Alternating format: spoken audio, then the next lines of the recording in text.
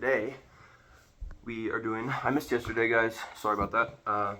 Very busy day. I was chopping wood all day, and then I had to go to work. And I was chopping wood today. That's why my hair looks chopped. But yeah, today we're going to be reading 22 and 23? 22 and 23. Proverbs 22 and 23. So let's get right into it. Man, I look massive right now. I should wear a tank top more often. Alright, 22 through 23. A good name is to be chosen rather than great riches, and favor is better than silver or gold. So it's saying, like, good way to start. I like to dive deep on the first one. It's a good way to start, you know? A good name, so like a good reputation. Good reputation is better than be rich. So like if you're, for example, you're rich but you never make it to work on time.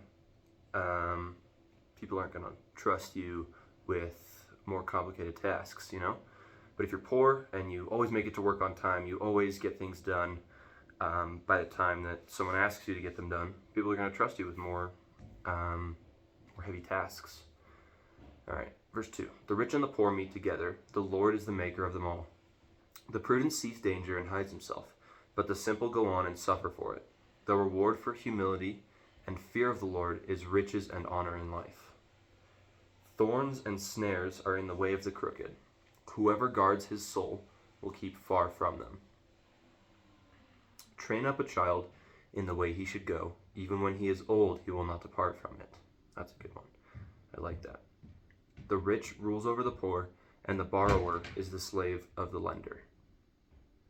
The rich rules over the poor, and the borrower is the slave of the lender. Okay, so like someone who borrows something is underneath the person who lends that item, product, whatever it is.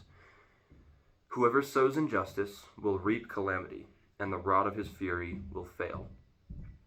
Whoever has a bountiful eye will be blessed, for he shares his bread with the poor. Drive out a scoffer, and strife will go out, and quarreling and abuse will cease. He who loves purity of heart and whose speech is gracious will have the king as a friend. He who loves purity of heart and whose speech is gracious will have the king as a friend. I don't know if that's talking about a specific king. Oh, I think it is. Will have the king as a friend, because Solomon is probably talking about himself. He is friends with those who are pure of heart and selfless, and whose speech is gracious. So honest speech, gracious speech.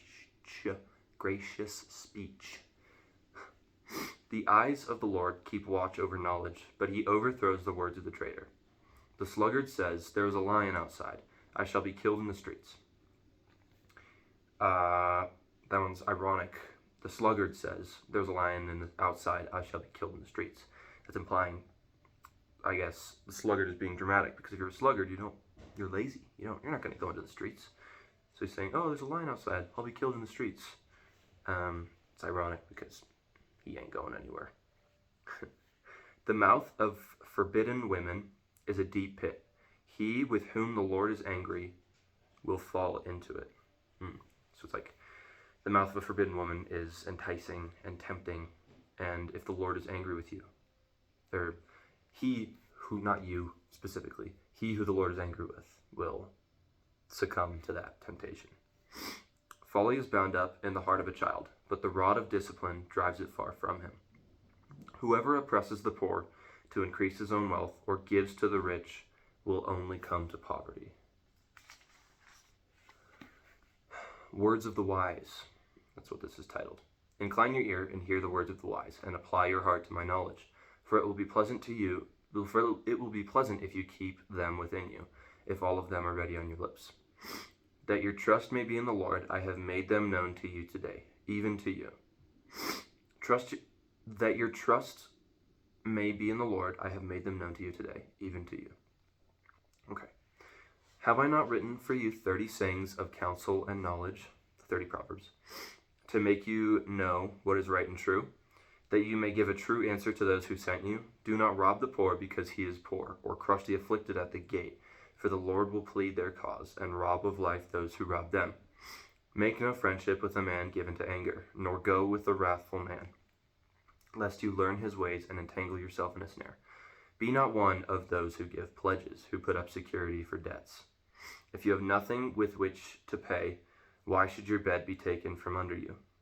Do not move the ancient landmark that your fathers have set. Do you see a man skillful in his work? He will stand before kings. He will not stand before obscure men. That's Proverbs 22. Proverbs 23 starts, when you sit down to eat with a ruler, observe carefully what is before you, and put a knife to your throat if you are given to appetite. Let's expound on that.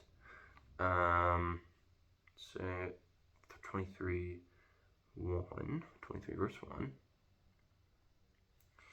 The rich host may be using his wealth to manipulate his less wealthy guests to do his bidding. His hospitality is deceptive. Do not desire his delicacies, for they are deceptive food. So sometimes you have to read the next verse. It's always about context. Sometimes if you're, say for example, we're looking at verse 3, do not desire his delicacies, for they are deceptive food. Well, who is he? So then you have to look at the verse before and the verse after. It's usually a good way to figure out the context of a verse and help you understand it a little bit better. And I made a mistake there. I didn't read far enough. Anyways, let's start over. When you sit down to eat with a ruler, observe carefully what is before you, and put a knife to your throat if you are given to appetite. Do not desire his delicacies, for they are deceptive food. Do not toil to acquire wealth. Be discerning enough to desist. When your eyes light on it, it is gone, for suddenly it sprouts wings, flying like an eagle toward heaven. Do not eat the bread of a man who is stingy, of a man who is stingy. Do not desire his delicacies, for he is like one who is inwardly calculating. Eat and drink, he says to you, but his heart is not with you. You will vomit up the morsels you have eaten and waste your pleasant words. Do not speak in the hearing of a fool, for he will despise the good sense of your words. Do not move an ancient landmark or enter the fields of the fatherless, for their Redeemer is strong. Redeemer is capitalized because of God. The Redeemer is God. He will plead their cause against you. Apply your heart to instruction and your ear to the words of knowledge. Do not withhold discipline from a child. If you strike him with a rod, he will not die. That one's funny. Do not withhold discipline from a child. If you strike him with a rod, he will not die. I guess that would kind of be a passive-aggressive way of saying discipline your children so that they learn prudence, because if you don't, they will keep doing what they're doing that's wrong, and they will not know what they're doing is wrong. They will not learn and grow. And it's good to discipline because they're not going to die. They can take it. Children can take punishment. They're not going to die. They're not going to die from a beating, from a spanking. If you strike him with a rod, you will save his soul from Sheol. My son, if your heart is wise, my heart too will be glad. My inmost being will exult when your lips speak what is right. Let your heart envy sinners, but continue in the fear... let not your heart envy sinners, but continue in the fear of the Lord all the day. Surely there is a future, and your hope will not be cut off. That's a good one. Let your heart not envy sinners, but continue in the fear of the Lord all the day. Surely there is a future, and your hope will not be cut off. That's a really good one. I think that's one of my favorite verses. Now, surely there is a future, and your hope will not be cut off. I think Paul said something like that in one of his letters. Do not worry about tomorrow, for tomorrow has enough to worry about itself. That doesn't exactly apply, but it's also a good verse. Hear, my son, and be wise, and direct your heart in the way. Be not among drunkards or among gluttonous eaters of meat, for the drunkard and the glutton will come to poverty, and slumber will clothe them with rags. Listen to your father who gave you life, and do and do not despise your mother when she is old. Buy truth and do not sell it. Buy wisdom, instruction, and understanding. The father of the righteous will greatly rejoice. He who fathers a wise son will be glad in him. Let your father and mother be glad. Let her who bore you rejoice. My son, give me your heart, and let your eyes observe my ways. For a prostitute is a deep pit, an adulteress is a narrow well. She lies in wait like a robber, and increases the traitors among mankind. Who has woe? Who has sorrow? Who has strife? Who has complaining? Who has wounds without cause? Who has redness of eyes? Those who tarry long over wine, those who go to try mixed wine. Those who tarry long over wine, those who try mixed wine. Oh, it's saying, who has all these things? Those who are drunkards. That's what that is saying. Do not look at wine when it is red, when it sparkles in the cup and goes down smoothly. In the end it bites like a serpent and stings like an adder. Your eyes will see strange things, and your heart utter perverse things. You will be like one who lies down in the midst of the sea, like one who lies at the top on the top of a mast. They struck me, you will say, but I was not hurt. They beat me, but I did not feel it. When shall I awake? I must have another drink. It's quite a dark way to end that one, talking about what happens when you're drunk, when you are a drunkard and your wits aren't about you. But anyways, that is Proverbs 22-23, and I will see you guys tomorrow. Be praying for you.